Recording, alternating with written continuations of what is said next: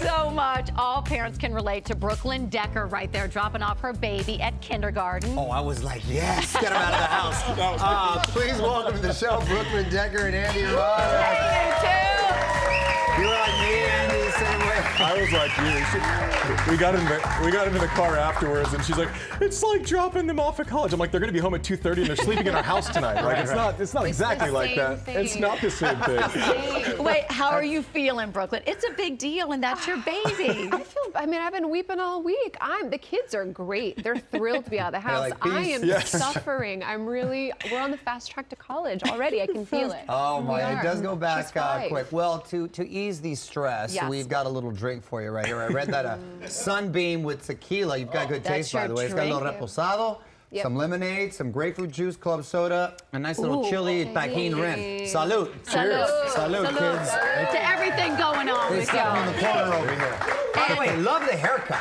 Thank you. Hot girl Because I summer. always think when a woman can pull, I love when my wife, she cuts her hair short, and I think it looks very, very sexy too. Because if you can pull it off, Thank you, great. Mario. Because not everyone can pull it off. Thank you. That's so kind of you. Yeah, I just got sick of it. I had to do something. I've been spending a lot of time at home lately. I had to just cut it off, and my kid had a little DIY haircut, and I wanted to, show her some support. Yep. Wait, so it was true that so she inspired you. So here's your daughter, She which I did a love. good job. That's a great look. She did a fantastic job. You should see the front. And yeah, I want to copy her. She inspired me. So I have a little Stevie haircut. I love her Yeah. name is Stevie. Yeah. Where's that come from? My dad is Steven, and my mom is Tessa, so we kept it really simple, and we named her Stevie Tessa. It was like the shortest, It was just easiest decision lazy. we made. It was very lazy. Really? Yeah, it was just lazy. Andy, did you have a lot of say in the names? Like, did y'all break it down together? How did that go? No, I think our son is named Hank, and my dad's favorite ball player was Hank Aaron, so I kind of had this like affinity Braves. for that name, and so I don't know how it all You were went like down. calling him Hank before I said okay. Like I was pregnant, he's calling him Hank, and like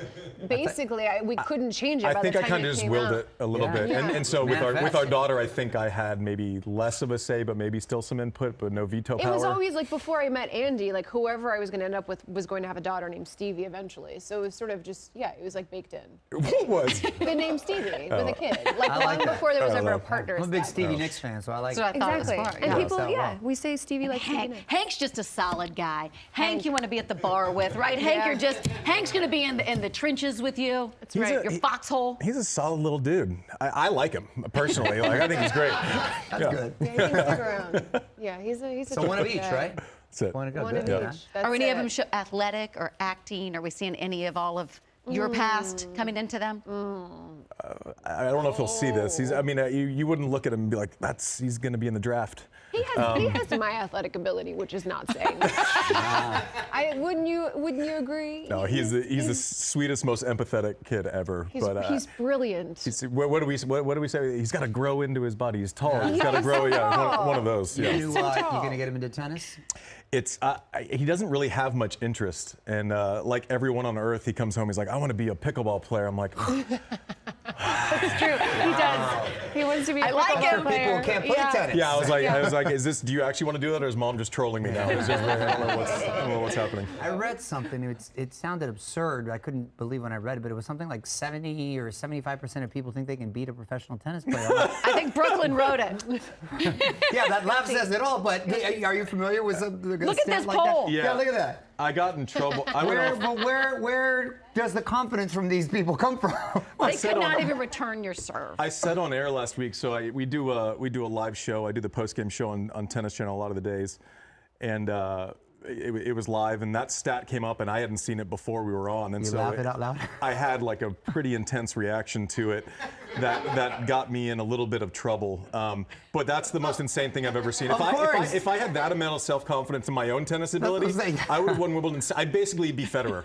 Like I would have won Wimbledon 17 times if that would have happened. People are delusional. It's unbelievable. Delusional. They're delusional. But the other one was like, The age, if you put it the second one. The rational part of it was like, 50 some odd % over the age of 55 think they could do it. Wow, that's awesome.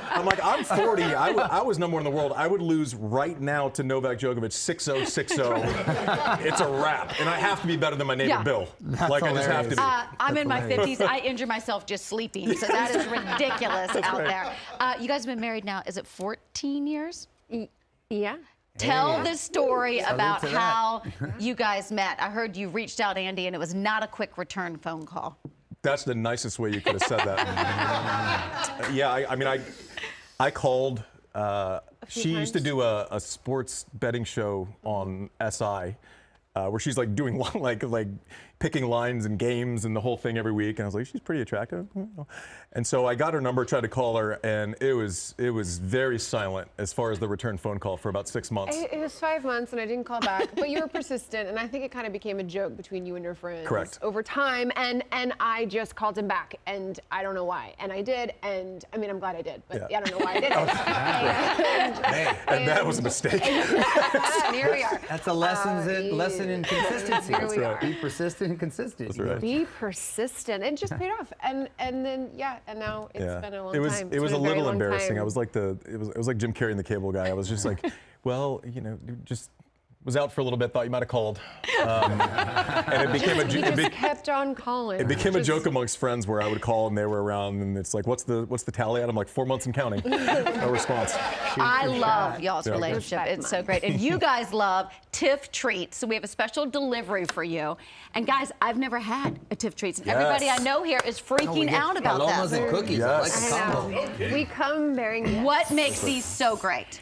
So Andy's from Austin. Our love story is really in Austin. We got married there and had our kids there. And in Austin, any big life event or really any late blurry night, you're ending or you're receiving Tiff's Treats. They smell And so good. What was that? Early You're good. days, we Sure. were going out late nights in Austin. We'd go to the UT campus, and it'd be 2 a.m. and we'd be crushing Tiff's Treats. And then years later, in the hospital room, I'm giving birth, and we have Tiff's Treats being delivered. Yeah. And they're Loved the warm. brand. Yeah, and forever. the warm delivery part is kind of the magic of them. And we were always arrive warm. I was a fan of the brand. I used to go to their only location at the time off of the UT campus back in '99 or something like that. And then we became investors. I don't know what it was, 2016, They reached out to 17. us to do like a and- partnership, knowing we were fans, and we said, instead of you giving us something, can we give you our money and invest in this company and Well done.